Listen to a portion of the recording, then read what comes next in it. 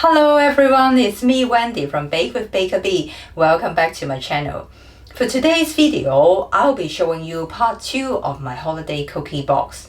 Apart from sharing with you the other 4 flavors, but more importantly, the fun part, I'll be showing you how to decorate the cookies and how to arrange them in the cookie box in a beautiful way so that you can make it for your friends and family for any occasions to impress them.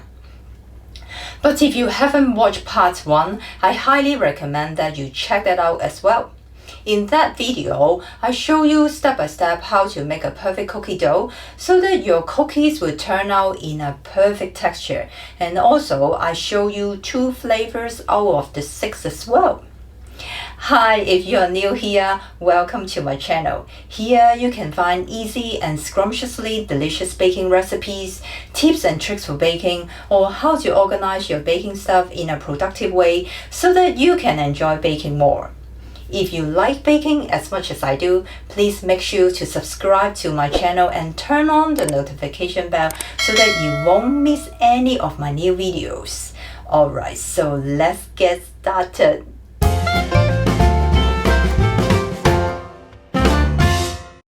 Okay, this is the third cookie that I'm going to share with you. They are sesame cookies sandwiched with raspberry jam. If you like sesame seeds, this flavor is definitely for you. It combines white and black sesame seeds and full of nutty flavor and contrasts with the slightly sharp raspberry jam. I'm sure it will excite your taste bud. Let's have a look at the ingredients. You will need 100 grams of softened unsalted butter, 2 egg yolks, 1/8 teaspoon of sea salt, 75 grams of cake flour, 150 grams of all-purpose flour, 100 grams of icing sugar, 50 grams each toasted black and white sesame seeds. First, let's mix the 2 types of flour and sea salt together. If you have top flour or pastry flour, you can use it instead and measure the same amount of flour that we use in this recipe. Then set it aside. Now, let me show you how to toast the sesame seeds. I recommend using a cast iron pan instead of a non-stick pan due to the high heat, which may damage the coating and also cause the release of harmful toxin. If you don't have a cast iron pan, you can bake them in the oven at 150 degrees for about 10 to 15 minutes. If you use a cast iron pan just like mine, turn on medium-low heat because we don't want to burn them. Gently moving them around with the wooden spatula to make sure every seed is heated evenly. Toast them until they turn golden brown and start to release the oil. Then turn off the heat and carefully transfer them onto a foil to allow them to cool down completely.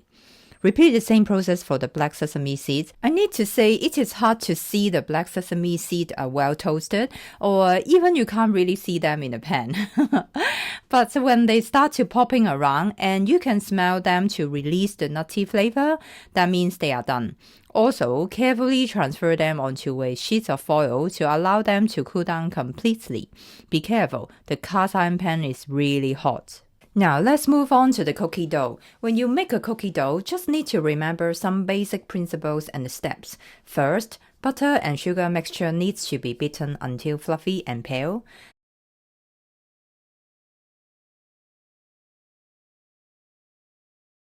Then add the eggs and mix them well.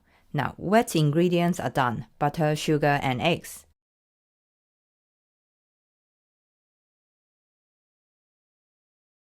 Then move on to the dry ingredients, flour and sea salt. Mix them until they are just combined, never overmixing them. Then I will prefer mixing them by hands using a spatula until they become a dough-like texture. Your cookie dough is done. How easy is that? Now it's time for our stars of the show, toasted sesame seeds. Pour them into the bowl and mix them with the dough using a spatula until the seeds are evenly distributed. Wow, I can smell the intense nutty and the aroma flavor from the toasted sesame seeds. I wish you can smell it through the screen too.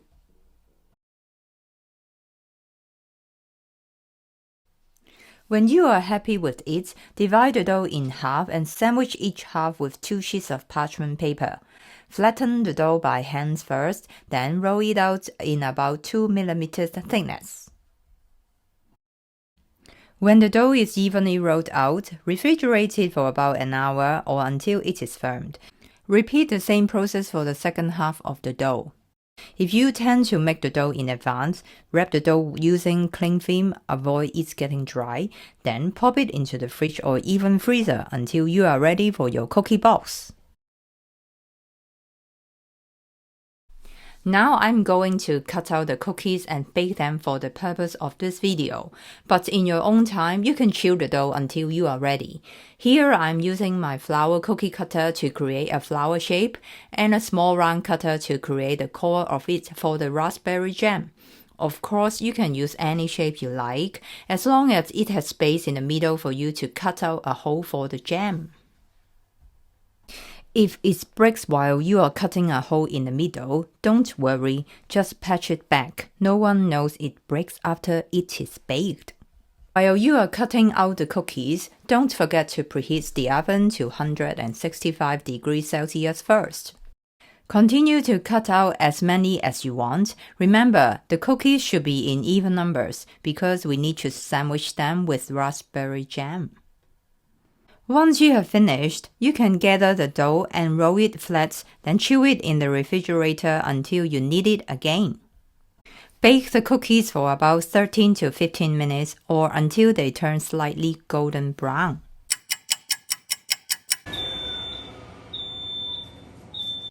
Wow, they smell very nice and also look very pretty, don't they? Let them sit on the baking trays for about 5 to 10 minutes and then transfer them on a wire rack to allow them to cool down completely.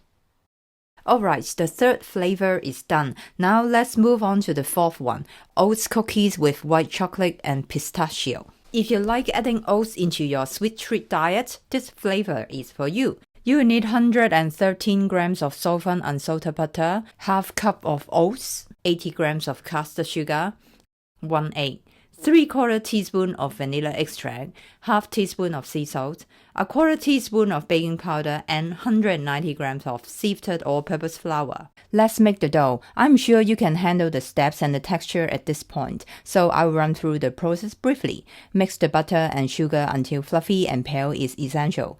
Then mix in with an egg for the structure and vanilla extract for the flavor. Wet ingredients are done.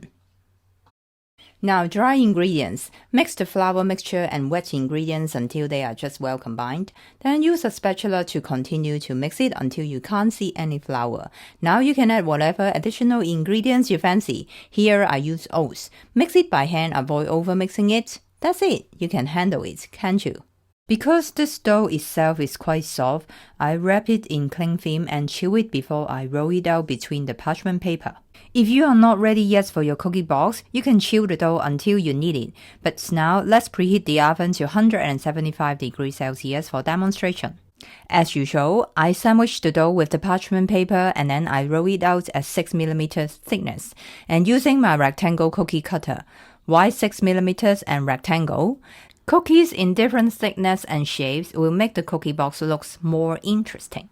Of course, you can cut out your cookies in different shapes, but remember, different thickness will affect the baking time. Please keep an eye on them. You can cut out as many as you need and then wrap the rest of the dough well and keep it in the fridge for the next round. Bake them for about 10 to 15 minutes or they turn golden brown. Then let them rest for a bit in the tray and then allow them to cool down completely on a wire rack. One more flavor is done. Let's move on to the fifth one, shall we? Coconut cookies with dark chocolate. Look at these little soldiers. They are so buttery and you can taste the desiccated coconuts in each mouthful and they just melt in your mouth. If you are a fan of coconuts, I'm sure you won't miss this one. Let's have a look at the ingredients. You will need 200 grams of softened unsalted butter, 275 grams of sifted all-purpose flour, 125 grams of desiccated coconuts, 75 grams of light brown sugar, 75 grams of caster sugar, 1 teaspoon of vanilla extract, 1 egg, and 1/4 teaspoon of sea salt. As usual, prepare the dry ingredients first. Mix them in advance can make the process a lot smoother. Then work on the wet ingredients. Butter first. Then sugar. Here I'm using brown sugar to enhance the flavor, but bear in mind, brown sugar does take a bit longer to incorporate into the butter, so be patient. Make sure that the butter and the sugar mixture needs to be beaten into a fluffy texture, almost like triple in volume. Then will be the vanilla extract for the flavor and the egg for the structure. Of course, you can add them and beat them separately, but I just want to save some time. Actually, just a bit lazy. Alright, wet ingredients are done. It is getting easier and easier, isn't it? Let's move on to the dry ingredients. I'm sure you know how to do it, don't you? Use a mixer to mix all the ingredients are just well combined, then mix it by hand until you can't see any flour. Now it's time for our star of the show, desiccated coconut. Here I just add 100 grams of it and I save 25 grams for the decoration later. Mix it by hands until the desiccated coconut is evenly distributed so that you can taste it in every mouthful. Now cookie dough is done. If you are not ready yet, you can wrap the bowl in cling film and chill it in the fridge. But now, let's preheat the oven to 170 degrees Celsius and let's shape the cookies. Here I have a baking sheet lined with parchment paper and a scale because I'm going to weigh each cookie in order to get a uniform size. Grab a bit of dough and weight it for about 25 grams each and then roll it out into a ball first and flatten it slightly using the palm of your hand.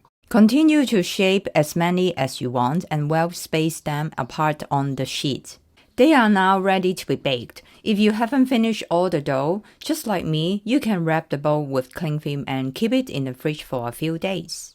Bake them for about 14 to 18 minutes until golden brown and slightly firm to touch. Mine took 16 minutes. Keep an eye on yours. You know your oven, don't you? Leave them to sit on the baking sheet for about 5 to 10 minutes before transferring them to a wire rack to cool down completely. One more flavor is done. Let's move on to the last one. Last but not least, my classic butter cookies. Nothing fancy, but it tastes so buttery and it just simply melts in your mouth. Here are the ingredients. You will need 230 grams of softened unsalted butter, 280 grams of sifted all-purpose flour, 110 grams of caster sugar, half teaspoon of sea salt, 1 egg, 1.5 teaspoon of high-quality vanilla extract, and 2 tablespoons of milk. When I talk about high-quality vanilla extract, this is the one that I have been using since I started baking, and it never lets me down once. It is not a sponsor video, but I just think this is a good product. It's definitely enhanced the flavor of my bakes. If you haven't tried it yet, I highly recommend it. Alright, let's prepare the dough. Since this one takes the least time to chill, that's why I place it to the last. Please prepare this flavor when you are ready to create your cookie balls. Once it is piped, then you will need to bake them. I can say the steps of these flavors are pretty straightforward, since this one doesn't have any extra ingredients. You just need to concentrate on the right texture of the dough. One more time, make sure the butter mixture is fluffy enough and do not over mixing the dough.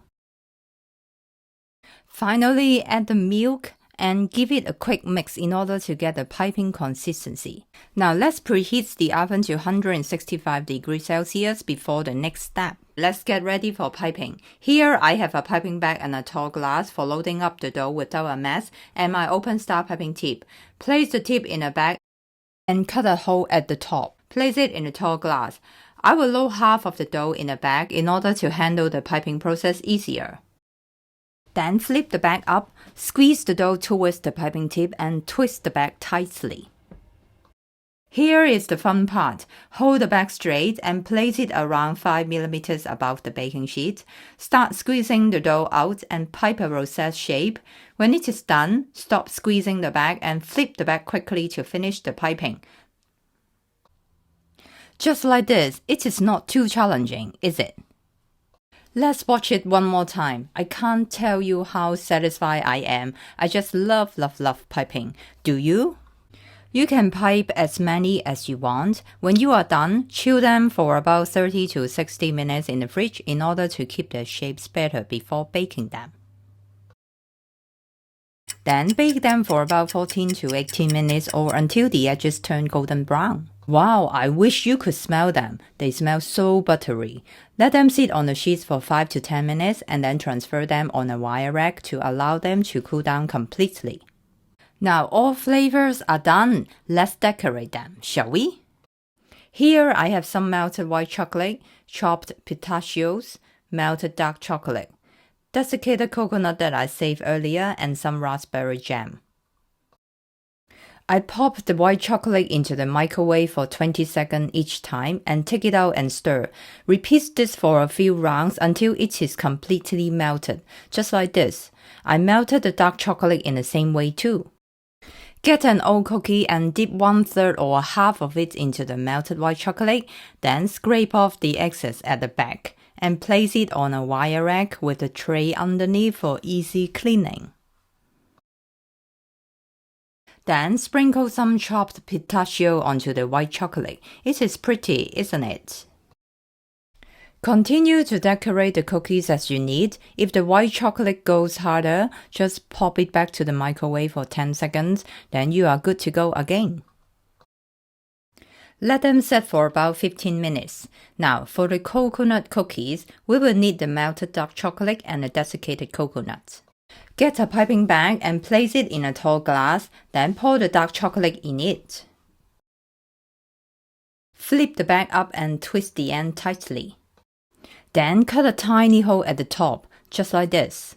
Place the cookies on the wire rack, avoid getting any mess. Then drizzle the dark chocolate on top and sprinkle some desiccated coconut. Then shake off the excess. There you have it! If you don't have a piping bag, a Ziploc bag can also get the job done. Or if you want more dark chocolate, you can simply dip the cookies into it, just like the way that we decorate the oat cookies. You can do whatever you like. Be creative. Scoop about a teaspoon of jam on the sesame cookie, then place the one with the hole on top to create a flower-shaped sandwich cookie. Do you like it? Of course, you can use any flavor of jam you fancy, but I just like the color combinations of the black from the sesame seeds and the rich, deep, shiny red from the jam. How pretty is that? Continue to create as many flowers as you need for your cookie box, or you can even make one for yourself now. Why not? Wow, look at all these little beauties. They do not only look beautiful, but they also taste very delicious. After all the hard work, finally it's time to assemble the cookie box. Let's do it, shall we? Get a gift box you like. Here I use a red paper one and lined it with parchment paper for food safety purpose and a doily at the bottom to make it look prettier. Now everything is set. You can start to arrange the cookies in the box. Use your creativity to arrange them as beautiful as you can. Place them in different ways, stack some together, or place them vertically, and try to fill up the gaps in between. To be honest, I was trying very hard not to eat the cookies along the way. Otherwise, I might not have enough to fill up the cookie box. Finally, get a sticker, pack the box, and stick a matching bow on. Here it is, my holiday cookie box creation. Whenever you think of your family and friends, make one for them. I'm sure they will feel your love from this treat. So do you like the cookie box? Does it look pretty? I'm sure if you create your own, your friends and family will be impressed. Let's do a recap. Purple swirl cookies and chocolate almond cookies. These two are in part 1. Check it out if you haven't.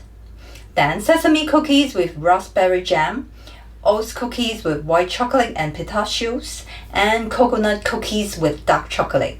These 5 out of 6 can be made in advance and keep them in the refrigerator or even freezer so that you can make them according to your own schedule.